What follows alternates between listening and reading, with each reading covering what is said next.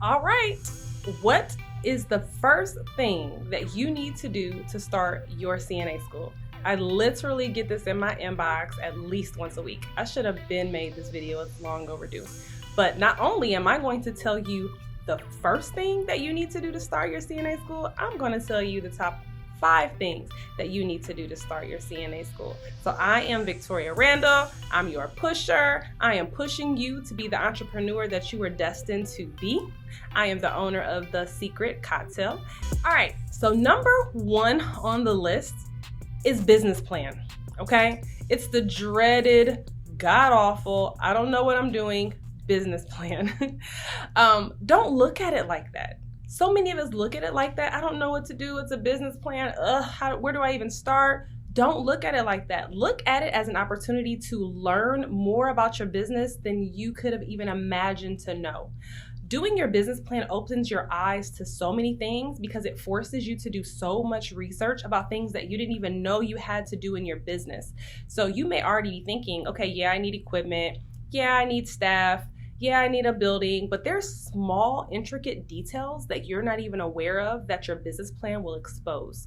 Small details like maybe hosting for your website or some type of email marketing software, or maybe you need a surety bond for your school or professional liability insurance. I mean, the list goes on and on. So business planning is huge. And like I always say, if you're a nurse, you would never start caring for a patient without doing your research on them first, right? You would always open the chart. I'm old school. Open their chart, look in it, read, find out who the physician is, find out what comorbidities they have, find out what medications they're on, find out what their vital signs are. You would do all of those things. Your business is no different. Before you start operating a business, you have to look into it and understand it and know it like the back of your hand. If someone were to ask you a question about your business before it is even off the ground, you should have the answer. So if I asked you today, what is your monthly income goal? You should be able to tell me. And if I say, how many students are you going to need to make that? You should be able to tell me. And if I asked you, what is your overhead costs? You should immediately be able to tell me. So business planning is huge, okay? So the first thing I'm going to tell you to do is get a business plan, write it. It takes time.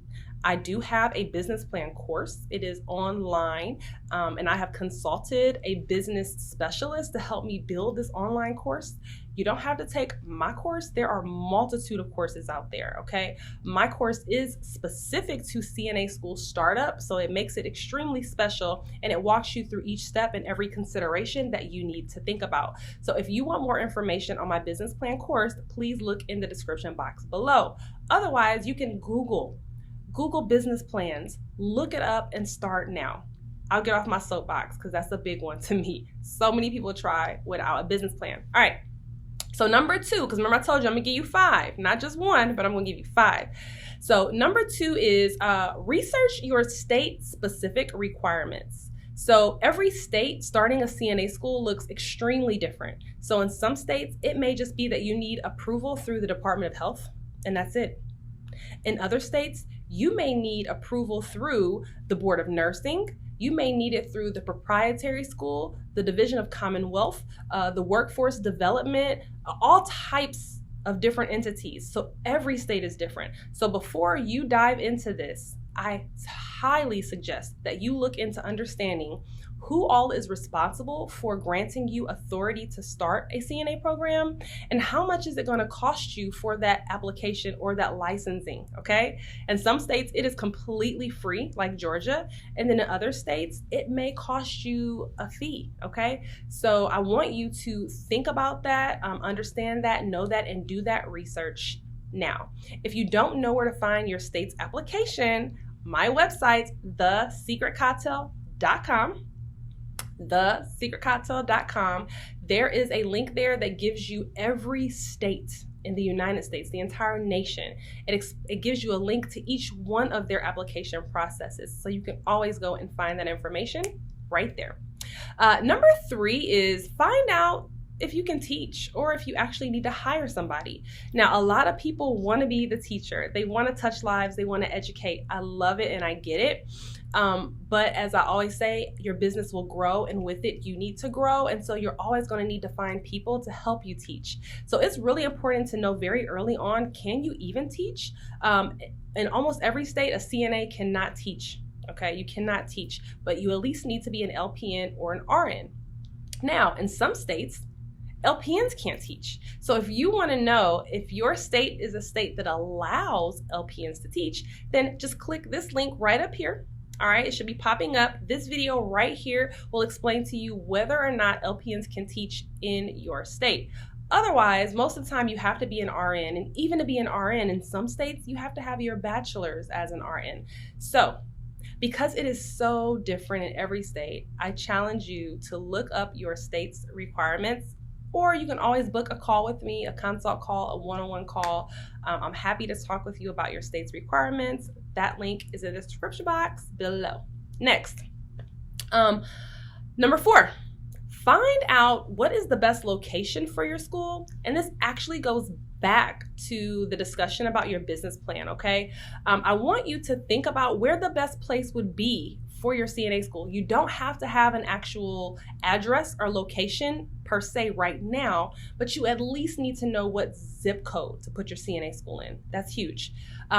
For a lot of my clients who are up in like the Maryland area, it's like, okay, Maryland versus Virginia versus DC, like where do I go? Pick some zip codes. Do a Census Bureau search. Find out where the need is, okay? I have a video on that. Matter of fact, maybe I'll put it right here. There's a video on that, how to search the Census Bureau for information on whether or not it's a good place for you to put your CNA school. That's just one way. There's a multitude of ways you can look, Google searching, looking up nursing homes, looking up the statistical data in the area, but at least pin down a few zip codes. That's important because then it will help you determine whether or not you're in the right state, if you need to go to a different state, if you need to drive 45 minutes to a different city from your home. Putting a CNA school right next to your home may not be best because maybe there's already CNA schools there, but 45 minutes away there are none. So I don't know, but you have to look that information up, okay? And then number 5 is the equipment. Dun, dun, dun, dun. The equipment can be a lot, okay? For most programs, buying the equipment outright, flat, brand new is like a good $9,000, okay? Did I pay $9,000? No, and you don't have to either. But if you find out what the equipment is now, and then you start to slowly but surely acquire that equipment and look online and look on Facebook Marketplace, look on Craigslist. Yeah, I said Craigslist. Offer Up, all these different types of websites. You can find a lot of your equipment for $0 to just a couple hundreds of dollars. I know for my school, I got 2 bids for free, like 2 hospital grade bids for free because people just wanted to get rid of them. Grandma passed, we don't want this bid anymore. It's just sitting here from when she was on hospice. Please take it and get rid of it. Wheelchairs. I got wheelchairs, canes. Oh my God, you can't imagine. So there's a lot of stuff out there for free or for the low. And if you take your time and slowly gather that equipment now, then when it's time for you to open your school, you'll have it, and that'll be one less expense that you have to worry about. Now, I do want to caution you that every state has a different equipment list. Who would imagine? So maybe in Georgia, you need a mercury thermometer. Well, we don't use mercury anymore, but the non-mercury thermometers. Whereas in Arizona, it just has to be a digital one. Okay, it doesn't even have to be the non-mercury. So it's very important to look at your equipment list because I'm telling you now, they are serious about that equipment. If they come to your location and you are missing one item on that list, it's possible that they will not approve you. So I want you to take the list very seriously. There are a handful of states that don't have a list at all, and they actually rely on you to tell them the equipment that you're going to have in your facility.